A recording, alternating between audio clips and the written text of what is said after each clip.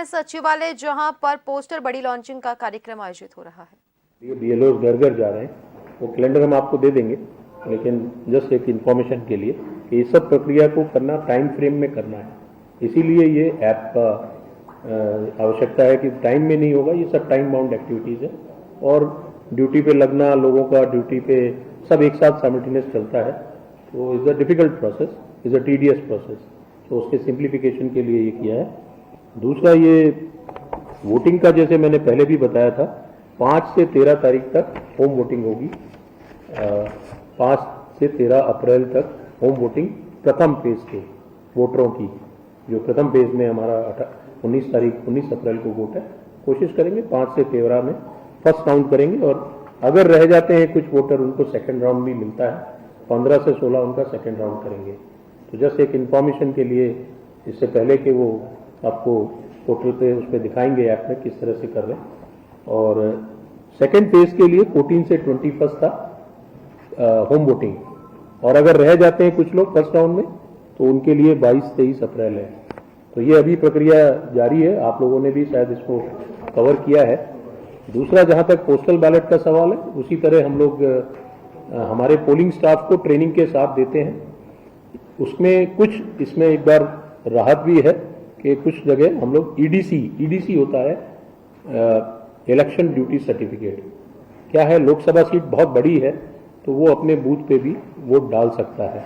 तो ये हमने जिला निर्वाचन अधिकारी और को कहा है कि वो ईडीसी, लेकिन पुलिस के लिए तो पोस्टल बैलेट ही हो पाएगा, क्योंकि पुलिस की तो सब जगह ड्यूटी होती है, सेकंड फेज हो चाहे फर्स्ट फेज हो, तो वो उनके लिए मुश्किल होता है और वो फील्ड में रहते हैं, वो बूथ पे बहुत कम रहते हैं, तो उनके लिए पोस्टल बैलेट है। तो ये 2 सुविधाएं हैं, लेकिन इसको सबको स्ट्रीमलाइन करने के लिए बहुत आवश्यक है कि हम लोग इसको किस तरह से हैंडल करें।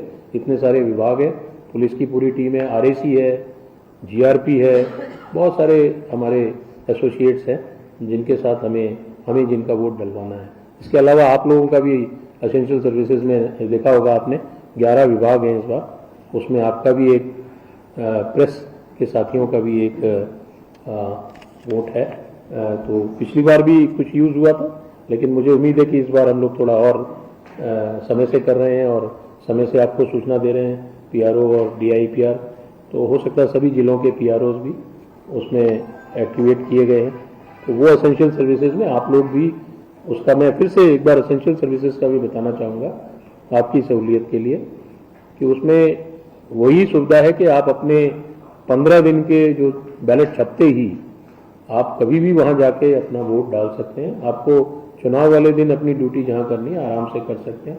एक दिन का किसी का वेंसडे ऑफ है, थर्सडे ऑफ है, सैटरडे संडे जो भी है, वो एक फैसिलिटेशन सेंटर हमेशा रहेगा आपके लिए, और आप जाकर वहाँ अपने जो, लेकिन वहाँ जो आरओ है आपका, एआरओ कहलाए, ईआरओ है जो, वहाँ जाके अपना वोट डाल सकेंगे।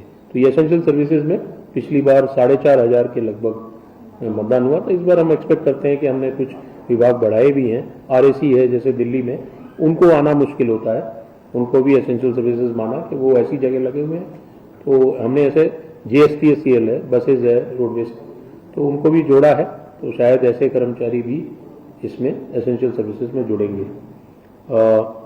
जो पीवीसी है, फर्स्ट फेज फैसिलिटेशन सेंटर है, 12, 13, 15 रखा है, और सेकंड फेज का 19, 20, 21 रखा है।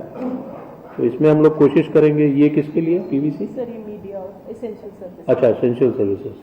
तो आपका वैसे तो ये क्या कुछ इनका बैंडविड्थ इतना ही है, 3 दिन का ही? Why? 3 days sir, up to 3 days हाँ? has been given. नहीं, up to 3 days before, not 3 days। 3 days before wind up करना है, नॉट 3 days। तो ये हाँ, तो ये ठीक है, ये आपको बता देंगे, अभी तो टाइम है। तो कंटिन्यूअसली जैसे ही बैलेट आ जाएगा तो we will give you ample time.